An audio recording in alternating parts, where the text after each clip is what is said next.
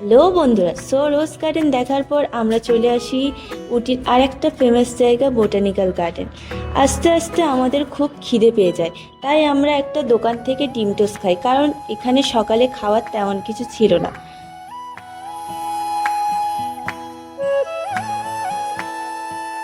তারপর আমরা এখানে এন্ট্রি করার জন্য টিকিট কাটি ও টিকিটের দাম ছিল 100 টাকা করে এক একজনের। তবে ভেতরের জায়গাটা দেখো কতটা সুন্দর, চারিদিকে পুরো সবুজে ভরা ছিল আর বড় বড় অনেক গাছ আছে। আর এই জায়গাটা এতটা বড় যে আমরা ভালো করে ঘুরতে পারিনি, কারণ আমাদের এখনো অনেক জায়গা যেতে হবে। এখানে অনেক কিছুই দেখার আছে, আর সেই সব কিছু পরের ভিডিওতে দেখাবো তোমাদের। তাই আমাদের চ্যানেলটা সাবস্ক্রাইব করে নাও ও ভিডিওতে লাইক করো। দেখা হচ্ছে পরের ভিডিওতে। টাটা।